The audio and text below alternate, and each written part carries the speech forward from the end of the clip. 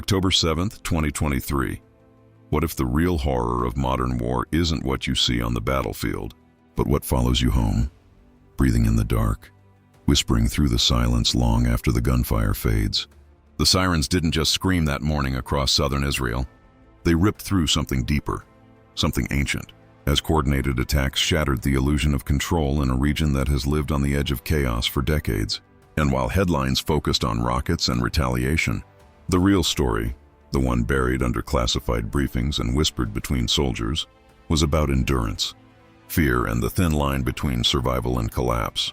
Because in the first 24 hours, elite response units, including combat medics operating under direct fire, were thrown into scenarios that felt less like modern warfare and more like something out of a nightmare, dragging wounded civilians through smoke-filled streets while drones buzzed overhead like mechanical vultures.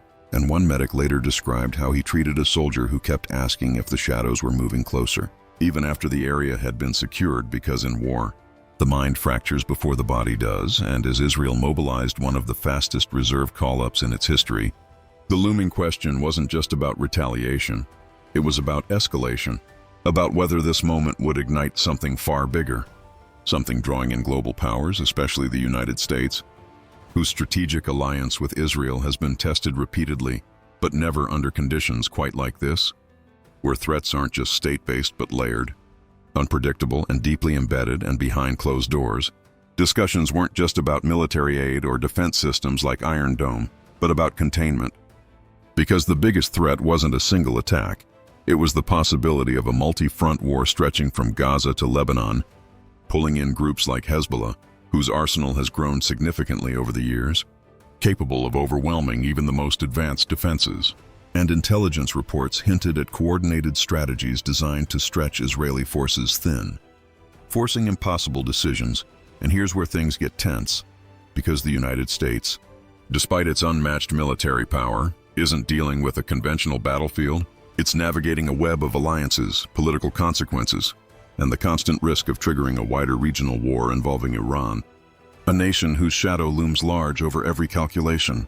And while official statements speak in measured tones, the reality is far more intense, with U.S. carrier strike groups moving into position not just as a show of support, but as a warning, a signal that escalation has limits.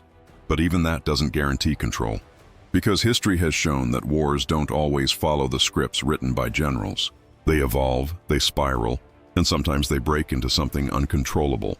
And in the middle of all this, there are the soldiers, the ones who don't make the headlines, like the medic who kept working for 18 hours straight, hands shaking, vision blurred, until he finally collapsed beside the very people he was trying to save. And when he woke up, he reportedly asked if it was still night, even though the sun had already risen, because time doesn't move normally in war zones. It stretches, it distorts, it traps you. And then there are the stories that don't get confirmed, the ones that circulate quietly, like the unit that entered a cleared building only to find signs of recent movement. Footprints in dust, doors slightly ajar, despite having secured the perimeter hours earlier. Moments that inject a kind of psychological horror into an already brutal environment, where uncertainty becomes its own enemy. And as Israeli forces pushed deeper into operational zones in the weeks that followed, the question of America's role kept growing louder, not just in policy circles, but among ordinary people watching events unfold in real time, asking whether intervention would stabilize or inflame the situation. And experts remain divided, because while U.S. support can reinforce defense and deterrence, it also risks widening the conflict if miscalculated, especially in a region where perception often matters as much as action. And through it all, there's this underlying tension, this sense that something bigger is hovering just out of sight, like a storm you can hear before you see. And maybe that's the real fear. The idea that despite all the technology, all the intelligence, all the power, no one can fully control what happens next. And that's what keeps soldiers awake at night.